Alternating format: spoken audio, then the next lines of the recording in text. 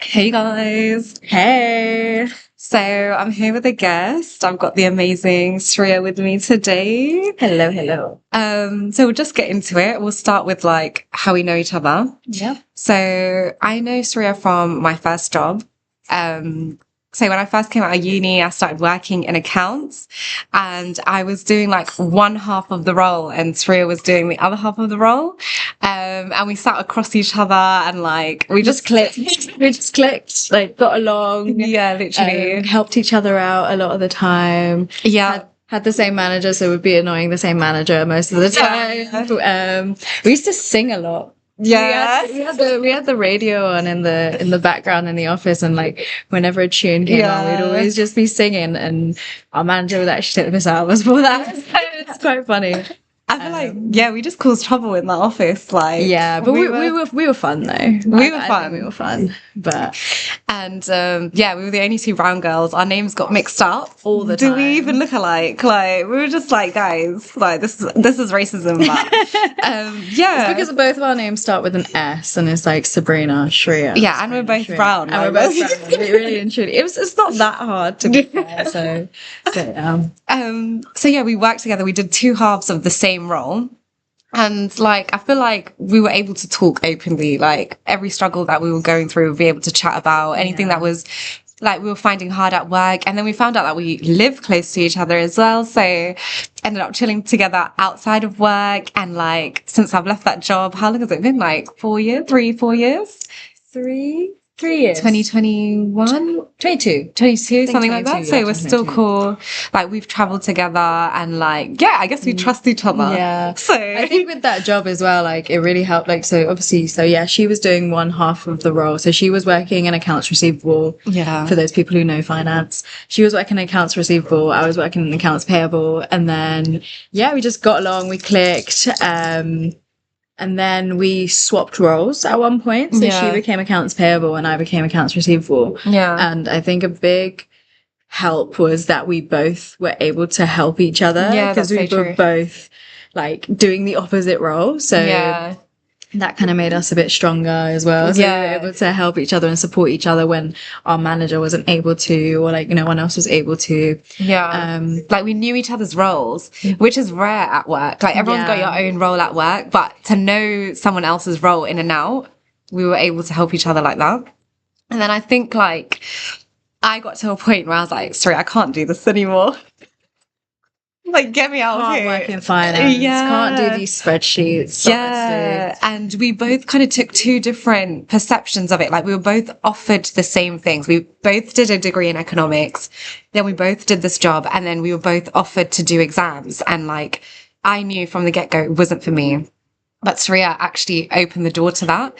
So I want to ask you, like, what was your mindset? Because my mindset was like, it's not that. Do you know what I mean? It's not accounting. It wasn't that. So what was your mindset around being in that role and taking on opportunities that came to you?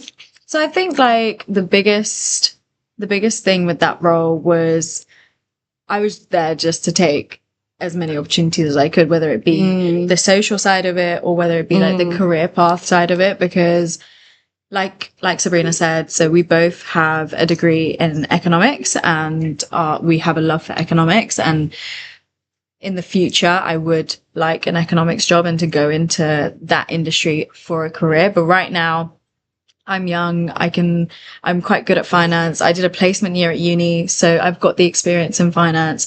So I was like, oh, I'll stick it out for a little bit and just see how this goes. I'm still in finance, by the way. But it is temporary. But I think like when I got offered a study contract at that role, it was more like, okay, why not?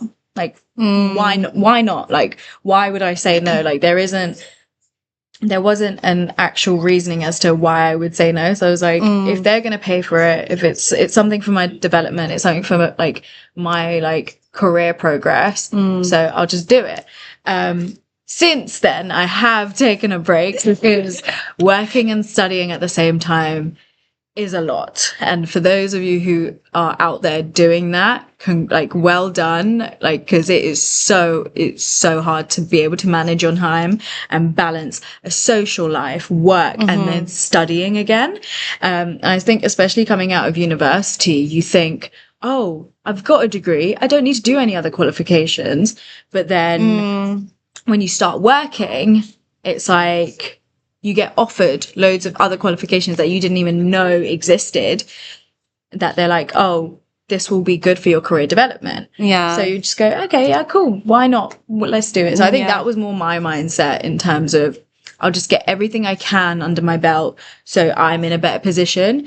And yeah, the qualification was one of them. I'm still going to go back to that qualification. I have taken a break because, yeah, it did get a lot, but I will go back to it, just because also, like I said, like, it's a good thing to have under your belt. Like, the more qualifications you have, like the better. There's no harm in doing them. Obviously it takes time and like it takes effort, but at the end of the day, it's good for your personal development. So I am going to go back to that, and just see what opportunities open for me with that qualification. So yeah. I think that's interesting because, like, we went down initially the same path. So doing the same degree, we ended up in the same role. But then, like, your path is now, like, different. So then if it's okay, like, it's okay to do a degree and not want the same job kind of thing. And, like, you have that clear path of you want to do finance, you want to end up in economics. But for me, I guess I didn't know. That wasn't clear for me. So it's okay to say yes to an opportunity when you know that that's going to lead you to where you need to go, and it's okay to say no if you know that it's not going to lead you to where you need to go or what you want to do. So that's interesting, because it's like you can know what you want to do and like take those opportunities because it could lead you closer to that, and you can not know what you want to do, and like it's like doesn't just mean... winging it. Basically. Going back to the degree topic, so I think there's a lot of people out there who like just go to uni just for the sake of going to uni and they don't know what to do. Like, I think at the beginning, I remember when I was at A-levels and finishing A-levels, I was like, what do I actually want to do with my life? What do I want to do with uni? And I picked economics because I've got a love for it. And I've had a love for it for a while. I didn't actually know it was economics until one of my teachers at school was like, oh yeah, you should do economics. Like, I think you'd really enjoy it. Shout out Mr. Byrne and Mr. Sullivan from Queen's Park Community School. I don't think they work there anymore, but they really nurtured that love for economics within me, because I did business at GCSE and then I went to A-levels with economics, and then just went to uni to do a degree in economics. But I took a gap year, to be fair. I took a gap year to kind of figure out, do I want to go to uni? Is this the right choice? Do I definitely want to do economics? And at the end of it, I was like, yeah, I do want to go to uni. I want a degree in economics. I want to be able to say I have a degree in economics. Okay. But I think there's a lot of people out there who just go to university just for the sake of going to university, and they just do like a degree that they're interested in, not knowing like where it will kind of take them. And I know a lot of people who've gone to university, gotten their degree, and they are not in the industry that they like graduated in. So they're doing, like, someone who graduated in, say, history is now in finance, or say someone who did like business management is in sports, stuff like that. So I think it's an important message to convey that it doesn't matter if you don't know where you're going. Take the opportunities that come and just kind of see where you go from there. At the end of the day, opportunities will come and go, but it's what you make of them. So that is so interesting that you did a gap year. I feel like you probably told me this. But to actually stop and take time, time. Bro, when you're 18 and everyone's telling you what to do, because you don't... It's like, go to uni, figure out what you want to do, go get a job. You're so young as well. So young. Like, you're 18 years of age. You've basically been in school. Your whole life. You've been in education for more than half your life. Yeah, literally. How many years? From age 4 to 18. Yeah, 14 years of your life you're in education. Yeah. You don't know what you want to do. The biggest decision you've made is what extra subjects to study in GCSEs, geography or history. Yeah. And then your A-levels. Yeah. Yeah, literally. So, and then like maybe some people have like voted when they were 16 and stuff, but those are like, you don't have a lot of experience at that age, and it's like you don't have a lot of exposure to a lot of life, like a lot of real life. And so I took a gap year just because you needed a second. Well, no, not even that. So one of my friend's dads actually pitched it to me. So my friend was thinking about taking a gap year at the time, and we were speaking to her dad about it, and he was just like, he was all for it. He was just like, think of it this way. It is a year of your life that you don't have to worry about, because you can go do what you want, and at the end of it, obviously, if you had like an unconditional offer from a university, if you had a place at university, at the end of the year, you've got a place at university. You're still going. Okay.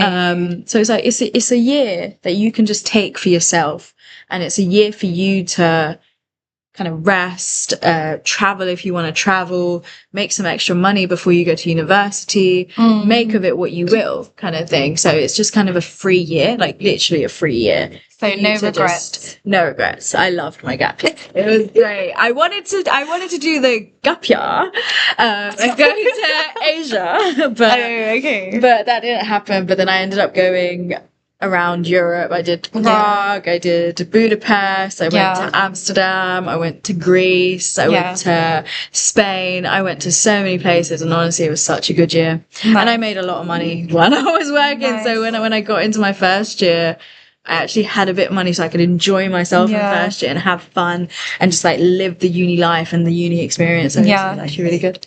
Nice. When you were doing your deciding to do your gap year, with everyone, like your friends going to uni, with school telling you what to do, with maybe expectations from parents, like, did you feel a pressure to, or were you like, oh, I'm disappointing anyone, or like, was there anyone else influencing that decision apart from your friend's dad encouraging you? Did you feel like, no, I should, did you feel torn basically, or was it clear? I think so, coming from like an Asian background, my parents didn't really get it. So they were like, "Would you mean you're taking a year out? Like, no, you need to go to university." It's like, no, I can take a year. Like, it will be fine. They're like, "Oh, but what if your space at university goes?" I'm like, it's not gonna go. It's fine. Okay, it's fine. I've got an unconditional offer. Like, they're not gonna pull it like last minute. And if they do, we can just sue them. It's fine. That didn't happen, so it's fine. But no, like my parents didn't really get it. But I think they, after seeing like how relaxed and how happy it made me, and kind of just explaining it to them as well in the same way my friend's dad explained it to me, where it's a year of your life that you can just be free, and then you've got something at the end of it. And it's basically a year-long holiday, because you've got something to go back to. It's true. You've got that security still. Yeah, and it's like you've got this free time to just like work and stuff. And I think because I was working, that made it a bit better, because my parents were like, okay, she's actually doing something. It's not like I was just sitting at home doing nothing. I was actually going out. I was making some money. I was like earning some money to save for university, and then still going on holidays like with my friends and enjoying myself. Went on a few holidays with my family, enjoying ourselves. So nice. I think it's so mad. Like when you make a decision, you actually have to reassure the people around you about the decision that you're making. It's like people want to protect you, I guess. That's why they want you to do what they think is right for you, but like you have to reassure them. They want to make sure that you're not making a mistake. Yeah, and I think it's all from love. Like we might find it like leave me alone, but it does stem from love, but also I think a lot of the time some people might not understand it fully. Yeah, that's true. It's like especially like the older generations, like you have to explain to them like why you're doing something, and like it doesn't mean like you're gonna have to face any consequences later down the line. Like it's not gonna make you worse off. Like it's not gonna make it so that you can't get a job like after you graduate or whatever. And also it's like, I'm still going to university. So like I think like because I kept on being adamant that I'm going to university, my parents were like, okay, fine, cool. Like, all good. Okay. It was a reassurance. Like you were so sure in your thing that you could reassure the people around you. Yeah. I think that makes it easier. Like, definitely. All right, guys. So the next question. Next question. Yeah, so with me, I left that role because I couldn't do 9 to 5 life, basically. I wanted a bit more flexibility. So the question to you, Sreeya, is like, how do you manage your 9 to 5 life, and like what keeps you motivated in that? I know it's like nowadays everyone's saying, oh, the 9 to 5 is not for me, but the 9 to 5 is for some people. So it's good to get your perspective on like 9 to 5 life and what keeps you motivated in that. And so first thing I'll say is, so when we were working the job where we met, so we were working 9 to 6, and now the job I work now is 9 to 5. And honestly, that hour just makes such a difference.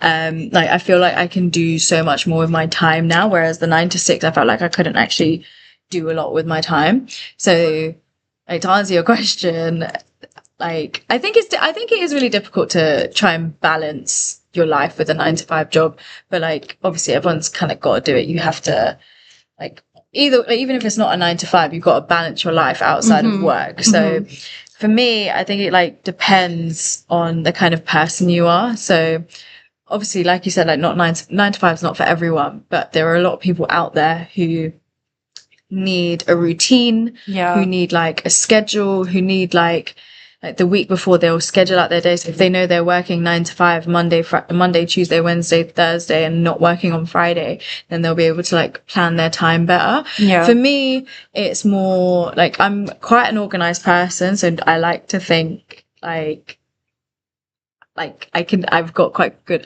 organizational skills, but when it comes to actual life and social life balance, work-life balance, do you think that's a real thing? Work-life balance. Yeah. Do you think that exists? Yeah.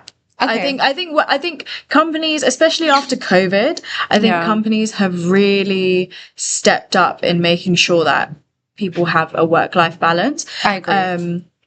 So like my job now, like in the summer months, like we finish at like 3 p.m. on a Friday, and that's just to kind of give everyone some time back to be able to enjoy their summer, spend time with their family, like everyone who's got kids and stuff and can't take the time off, like be able to spend time with their kids and stuff. So yeah, like I think a lot of companies are actively trying to give their workers back some like work-life balance, but obviously it's not every industry. Like I come from a finance industry. I work in the finance industry, so I work in the corporate world. So it's a lot. I think it's a lot easier in the corporate world to maybe have a work-life balance. Whereas like if you're working in hospitality or if you're working in retail, it might not be as easy, because you might work a double shift in hospitality. You might do 10 a.m. to midnight. And it's like hours. Yeah, and it's like you have no time to do anything basically in that day. But no, it is difficult to find a work-life balance. But for me, it's like you go to the gym, you go out and see people like after work. Like I mainly do like things after work. So when I'm in the office, I'll either like when I finish, I'll either maybe go like plan something to see some friends, or like go to like a gym class and then go home, some dinner, etc. Or even just go home and just rest, because sometimes your brain just can't hack it. But I think like if you decide that you want to make time for things, you will make time for that stuff. So when you have friends that you want to see, when you want to prioritize that gym class, or I feel like you're into experiences. So like when you want to try something new, when it's important to you, restaurants. When something's important to you, you make the time to do it. Like somehow that time is available, despite working or whatever. Like time becomes available for you to do things that you want to do. I think it's really important to like take some time for yourself as well, like because like I said, like a lot of people need routine and like schedules and stuff like that, but it's also really important to rest and like take your annual leave, take holiday, like do this, that and the other, like just like check in with yourself mentally and just make sure you're okay, because sometimes your body will be like, you need to rest, and like even your brain will be like, you need to rest, like you have burnout or whatever. So it's really important to do that. But that's interesting, because I feel like you need that structure. Like when you have that structure, life feels good, but then structure can get boring. And it's like, I get it now. Like I've been doing this for 3 months. Like I know what's going to happen tomorrow. So you take a break from that, and like you need a little bit of randomness as well. And I That's think why we love holidays. yeah, and I think work life does give you that. I know it's annual leave and you get 30 days in a year, which is insane to me. And I hope 25 to 30, yeah. I hope, yeah, it's crazy. But I feel like as the like workforce gets younger and younger, like the workforce is us now, which is crazy. Yeah, I don't know. Which is crazy, age, honestly. And then we're going to get a bit older, but then the workforce is going to be like the next gen, and then it's going to be the next gen. And like, I'm just hoping that it will be a work-life balance, and it does actually adapt more to people having more free time and doing a work that they enjoy. Yeah. I think like going back to what I said before, I think after COVID, that really changed the dynamic of how people work, especially in the corporate world, where it's like people can like hybrid work now. People can work from home, and there's that wasn't a thing. That was never a thing. I remember when I was doing my placement, I would have to go into the office 5 days a week, 9 to 5. I had to walk half an hour to the office and then walk half an hour home afterwards. And it's literally like you had to go in every single day. There was no scope for working from home. And now it's like everyone's working from home. Well, everyone in the corporate world. Obviously there has been a big push to like get people back in the offices and stuff like that. But I think there is a big push on like working from home, and like the dynamic has completely changed. And now you get like completely remote jobs. So like people are lucky enough to be able to work completely remotely, and like even go on holiday and work from abroad, which is a great work perk. But also I feel like sometimes with the remote jobs especially, that you can miss that kind of human interaction, working with the team and stuff. Exactly. So it can be a bit difficult, but no, I think the dynamic of working has definitely changed, especially for the better, I think. Definitely. I think there was a shift in like consciousness of like what's actually important here. Like people like what's actually important. It was like so many people realize that they can do their job from home.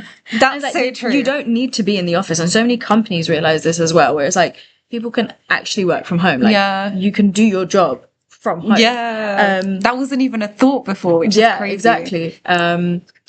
But okay, nice. And then the second part of that question is like, a lot of the time when I don't want to go to work, I've reached that point where I'm like, I've got to go to work, I don't want to, but I think we both have that, but it's just like getting on with things. It's like whatever comes, it's like getting on with it. But I feel like you are a grinder, Sreeya, like you are hardworking. So what keeps you motivated? What keeps you going? Cash money, baby. That is part of it. But I think it comes back to this, like the whole reason why you've done the Money Talk series, and like financial freedom. Like it does come back to that, and it's like the freedom that money brings. And it's like being able to do all of these things that maybe like your parents weren't able to do when they were your age, like go on holidays, like go out to eat at nice places, go to good, cool experiences, go on cute dates, like do this, that, and the other. Like honestly, like being able to do what you want is a big factor in that. And like for me, like being able to do what I want, like a lot of my money goes on traveling. So I feel like work hard, play hard. So you work hard, you do your hours. Like I have so many days where I'm like, I do not want to work. I cannot be bothered to go into work today. Like, I cannot be bothered to go into the office today, or like, I'm just too tired in the morning or whatever. But it's just like thinking, okay, cool. Got my paycheck at the end of the month, like coming in, and then what's my paycheck going on? Where am I going this year? And like last year I went on 6 trips. Like I went to 6 different countries, which was great. And honestly, it's amazing to go and see the world, and that is a big thing that I spend my money on. And just being able to live your life and live your 20s, and like just enjoy your life. And like a big like dream of mine, like not dream I'd say, but like an intention of mine in this life is to just be able to see everything I can, like that the world has to offer, and just like go to like every country I can, basically, and just experience the cultures, experience the food, experience the people, like experience all these historical and cultural places. So yeah, I think that is a big driver for me and my work ethic. So yeah. Nice. So I think like money actually allows us to express. Yeah. So for you, yeah, like a big expression for you is traveling and seeing different places, and like that it becomes a passion when you start doing things around it for free. So Sreeya has a travel page, Travel with Sreeya. I will link it down below. So it really is something that you really love doing. So when you have these passions and you have these things in this world that we live in, you need money to be able to express in those things. So that's a motivational factor for you, to the point where like you're able to like things like, if we like go a level deeper, but it's like things that you love. It allows you to do certain things that you love, and like don't sell your soul, obviously. Like what you do now, don't become a corporate machine. Yeah, like what you do now, you've eventually found something you actually enjoy doing, and it allows you to fund the lifestyle that you love. It's not you love it because of anyone else. It's like you love it because you love it. Yeah, you love it and you want it. That's what you want out for life, like to see the world. And I think that's like you want to be able to do these things, and unfortunately, a lot of things require money in this day and age, and not many things are free anymore. But if you're going to work for something, like to be able to do something that you love doing. Yeah, 100%. That will allow you to do something you love doing. 100%. Also, like, I feel like with me, like going back to the travel page stuff. So I created that travel page because I had so many photos from going on holiday and stuff. So I was like, oh, you know what? Like, let's just create a whole page for all my travel photos and like all my travel content. So I started doing that, and then obviously I've had this page for a really long time, by the way. I went through like how long I've had it for, and I think I've had it since like 2018.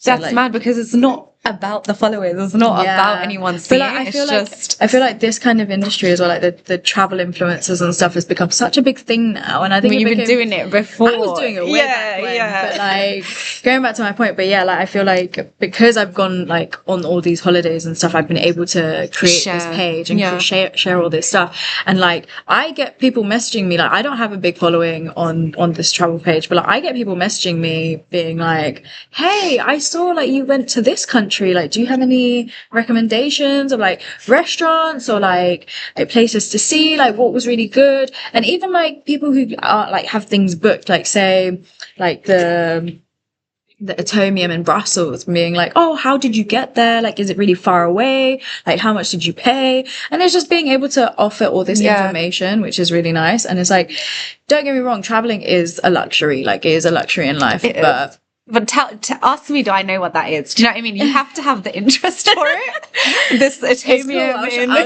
I'll show you photos. It's really cool. But if you're interested in that, that's all that matters. Like me, I have no interest. I will travel to France and Sreeya because I love France.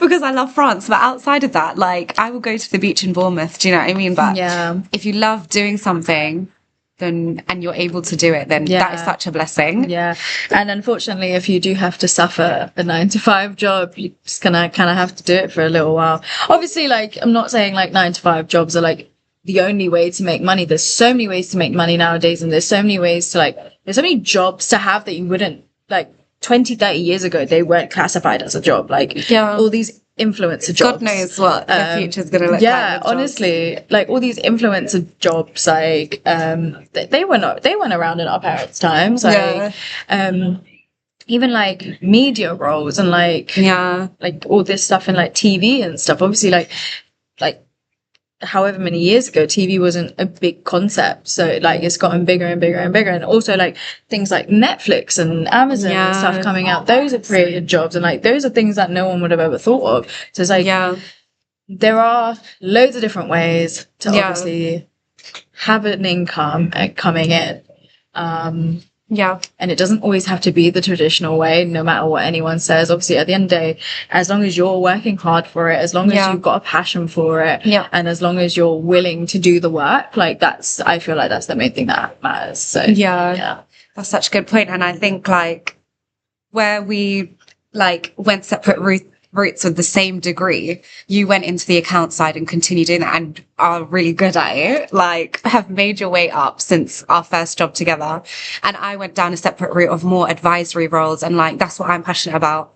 And that's why I'm even doing this. But like when I sit down with like whoever I'm sitting down with and we like talk about how can we make money, we sit down and talk about what do you enjoy doing? What do you love doing? And then making money from that thing. Yeah. And then when you're making money from, maybe it's not the best thing, but you kind of like doing it. It opens doors for you to express yourself through other things that you love doing. For example, with your traveling, and God knows where that can take you. There is no intention for it to make you money, but it can make you money. Yeah. And if it does, then amazing. The possibilities are endless. The possibilities of tapping into things that you love doing, it's going to bring opportunities at the end of the day. I think with us as well, like both of us, we started our pages like just out of fun. Literally. Like we just like kind of just like just I like doing this. Just wanted a basically like a blog kind of thing. Yeah, like a picture blog, like an Instagram blog, basically. It's expression at the end of the day. Like your soul is like, express this part. And you're like, literally. okay. But like I think for both of us, like it came out of fun. It didn't come out of like we wanted to do something with it. And it's like obviously now you're doing like these series to like help people, and like I'm obviously like just giving people recommendations and kind of just like being like, oh yeah, like if you're in Brussels or if you're in Paris or if you're in Amsterdam, go check this out and go check that out. And like sometimes it's stuff that people don't even know about. And I think it's like for both of us, these pages have been good in one, like expressing obviously our love for the topics, but also just like you don't know where you can go with them. Like you can make money off them, like if they get big enough, I guess. Like obviously you've been selling your t-shirts and stuff, but like I kind of forgot where I was going with that. I'm not gonna lie. I think wait, you said so it could make you money down the end of it, down the line, but more so it's actually like bring people together as well. Like the amount of people I've met doing this, and the amount of people that you've spoken to from your travel page, and bringing people together to like do trips, and like because you have that interest in it, you put people on like, let's go and do this thing together. But and money allows us to do it at the end of the day. Money allowed me to create the t-shirts, money allows you to travel, money allowed me to buy the equipment to do this stuff in like studio time, and money allows you to do what you do and your experiences and stuff like that. So money does give you that freedom to express yourself. So finding the route of how to make that money to allow you to do something that you love, I think is important. And I think that route has to be something you enjoy. Well, that's the thing. Obviously, like it might like starting off, like especially like